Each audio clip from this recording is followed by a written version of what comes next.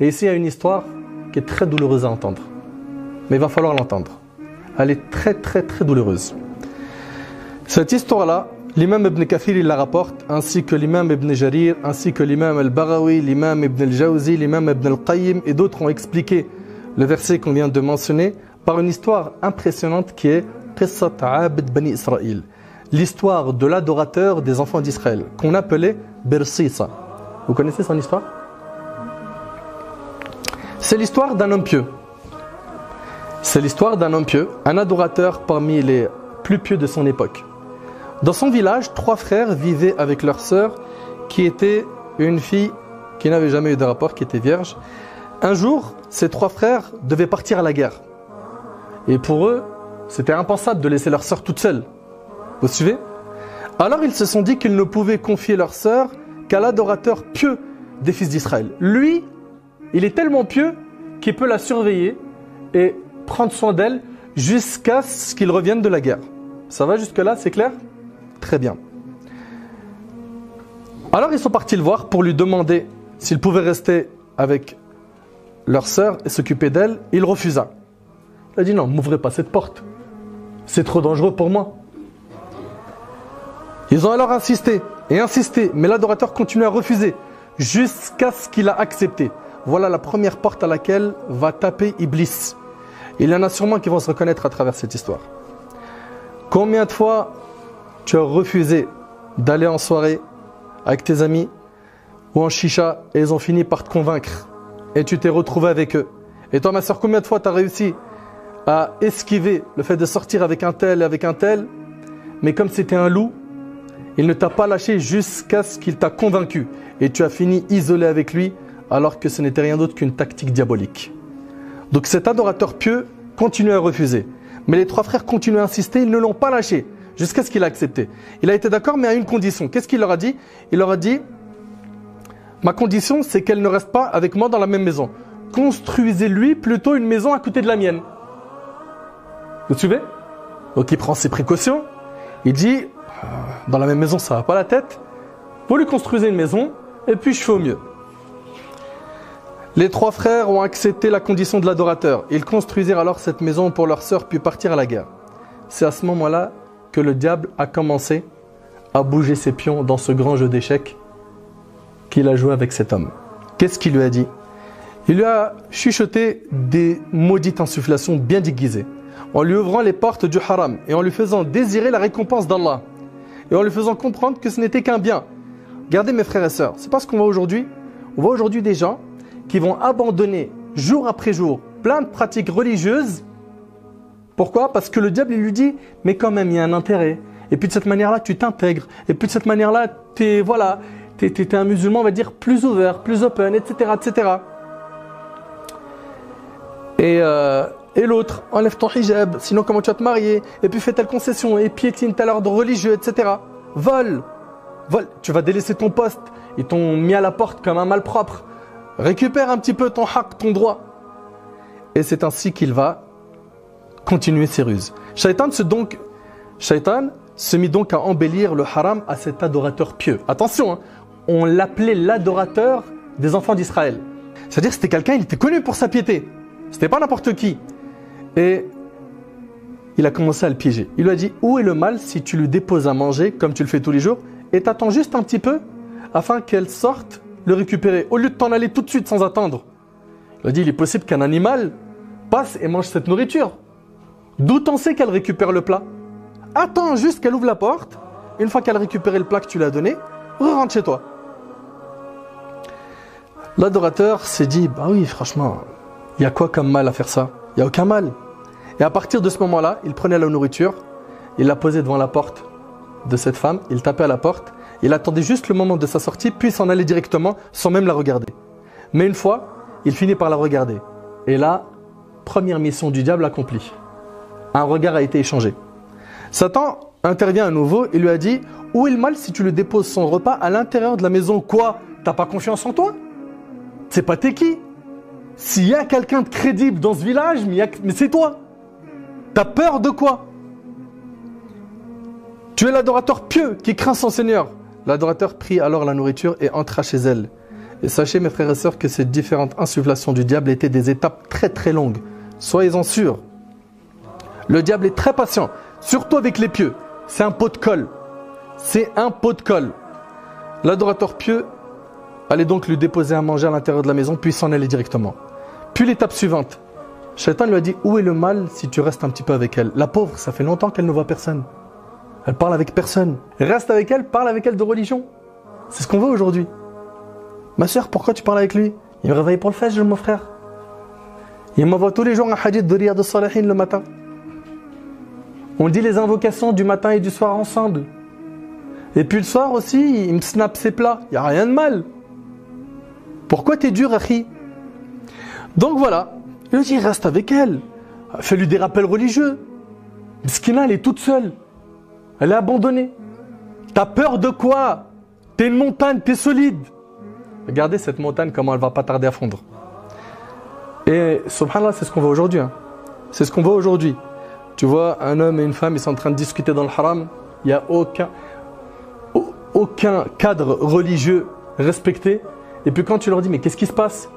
Il dit, frère, j'ai pas d'arrière-pensée. Mliha hadi, pas d'arrière-pensée. Zid. Et puis, on compte se marier. Va taper à la porte comme un bonhomme. Mais il faut qu'on se connaisse. Que je sache, elle est plutôt sushi ou maki. Et puis il va commencer à creuser son dossier jusqu'à ce qu'il va se retrouver à commettre l'irréparable avec elle. Subhanallah, le diable lui insuffla de manger avec elle. C'est ce qu'il fit. Il dit, regarde, tu lui fais des rappels, t'es pieux, tu restes avec elle, elle est toute seule, mesquine. T'as mangé avec elle, touche-lui la main, mesquine. Aucune tendresse, aucun câlin. Elle ressent un vide cruel. Il lui a touché la main. Peu à peu, je vous brûle les étapes. Cette complaisance est née entre eux jusqu'à ce qu'ils se sont embrassés. Et ça, ce sont les pas du diable.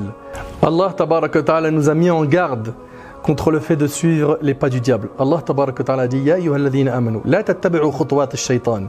Wa man yattabi' khutuwat ash-shaytan, fa innahu ya'muru bil fahsha'i wal munkar. Ô vous qui avez cru, ne suivez pas les pas du diable. Quiconque suit les pas du diable, celui-ci ordonne la turpitude et le blâmable. Subhanallah, vous voyez d'où il est parti et où est-ce qu'il est arrivé? Est-ce que ça s'est terminé là? Satan continue à lui embellir cette fille et au final, vous savez tous ce que recherchait le diable. Il s'est retrouvé à commettre la fornication avec elle. Walayadu billah. Inna lillahi wa inna ilayhi raji'un. Ce qui m'attriste et ce qui déchire le cœur, c'est qu'il y a aujourd'hui des musulmans et des musulmanes qui ont normalisé ce péché, qui provoque la colère d'Allah. Suite à cet acte abominable, la fille tomba enceinte. Et elle accoucha. Shaitan est parti plus loin. Il lui a dit, écoutez, hein, c'est impressionnant. Il lui a dit, tue cet enfant. Tue-le. T'imagines si tu le laisses en vie? On va savoir que tu as amené cette femme à tomber enceinte et avoir un enfant. Qu'est-ce qu'ils vont dire les frères quand ils vont rentrer? S'ils l'apprennent, ils vont te tuer. La seule solution, c'est que tu te débarrasses de cet enfant sur le champ. C'est ce qu'il fit, il tua son fils. Après que Satan l'ait poussé à commettre ce crime, il alla le travailler à nouveau en lui disant, tu penses vraiment que cette fille ne va pas te dénoncer à ses frères? Tu penses ça? Tu penses qu'elle ne va pas les informer que tu as forniqué avec elle et que tu as tué son enfant? Et il s'est dit, que faire? Le diable lui a dit, tue-la elle aussi. Allahu Akbar. Et c'est ce qu'il fit. L'adorateur pieux a forniqué, puis a tué son propre fils, puis tué cette fille. D'un homme parmi les adorateurs les plus pieux de son époque, il est devenu fornicateur criminel. Shaitan lui a dit, oh un tel, ne sais-tu pas qui suis-je? Je suis Satan. C'est moi qui a perverti ton cœur. C'est moi qui t'a poussé à commettre zina. C'est moi qui t'a poussé à tuer ton enfant et à tuer cette femme. Il lui a dit, je suis le seul qui peut te débarrasser de ton épreuve actuelle. Il lui a dit, débarrasse-moi-en. Le diable lui a dit pas tout de suite, j'ai mes conditions. Il lui a dit, c'est quoi tes conditions? Il lui a dit, que tu mécrois en Allah et que tu te prosternes pour moi en dehors d'Allah. C'est violent ou pas? Cet adorateur stupide lui demanda, si je mécrois en mon Seigneur et que je me prosterne pourtant en dehors d'Allah, tu me débarrasses de mon épreuve? Il lui a dit oui. Comme toujours, il le fait désirer. Et vous savez, le diable, il a une stratégie qui est connue. C'est embellir le haram et enlaidir le halal. Combien de fois j'ai entendu et j'ai assisté à ce type de problème où Un homme et une femme se fréquentent dans le haram pendant longtemps. Et ça marche. Et ils s'aiment. Et la flamme, elle est waouh. Ils s'aiment à fond. Et puis, quand ils commencent à culpabiliser, regretter, ils disent vas-y, viens, on se marie, on arrête, on se repart.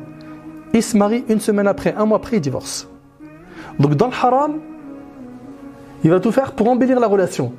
Dès que ça devient un cadre halal, il rentre, il met des gros coups. Des gros coups. Et là, subhanallah, Satan lui a dit, t'inquiète pas, je m'occupe de toi. Et en effet, l'homme a mécru en Allah et il s'est prosterné pour Shaitan. Et là, ce traître de diable a pris la fuite en disant, Inni bari'um mink, inni akhafu Allah rabbil alamin. Je te désavoue car je redoute Allah, le Seigneur de l'univers. Les jours passaient jusqu'au jour où les trois frères furent de retour. À ce moment-là, Satan délaissa l'adorateur et se dirigea vers les trois frères pour s'occuper d'eux à leur tour. Il les informa que l'adorateur digne de confiance, à qui ils avaient confié leur sœur, avait forniqué avec elle, puis qu'il avait tué son enfant, etc., etc. Les trois frères furieux partirent immédiatement attraper l'homme à qui ils avaient confié leur sœur. Ils lui dirent « Ouvre-nous sa tombe ». Puis, après qu'ils aient vu leur sœur tuée avec un bébé à ses côtés, ils traînèrent l'adorateur sur son visage, puis l'ont crucifié. Ils l'ont crucifié. L'adorateur de Bani Israël, il est crucifié. Telles sont les insufflations du diable. Telles sont les ruses du diable, telles sont les catastrophes auxquelles mène le diable. Il embellit le haram en te faisant croire que c'est une adoration, que c'est quelque chose de normal, que tout le monde le fait. Et alors, ça fait quoi? Ça fait quoi si tu parles avec lui sur Insta? Ça fait quoi si vous snappez ensemble? Ça fait quoi si vous sortez ensemble? Ça fait quoi s'il t'embrasse? Ça fait quoi si tu fais zina avec lui? De toutes les manières, c'est ton futur mari. Et il est comme ça, il cuisine les gens petit à petit. Pareil dans le commerce, pareil avec l'argent, pareil dans tous les domaines. Il y va petit à petit jusqu'à ce qu'il va te normaliser le haram. Ce qui est malheureux, c'est que les gens trouvent ça normal. Pourquoi? Parce que la norme, c'est ce qui a été fixé, selon eux, par les gens. Allah tabaraka wa ta'ala dit wa in tuti' akthara man fil ard yudilluka an sabilillah. Si tu suis la majorité des gens sur terre, ils t'égareront du sentier d'Allah. Nous, on ne suit pas la masse, on n'est pas un troupeau de moutons. On suit Allah subhanahu wa ta'ala et son messager alayhi salatu wassalam.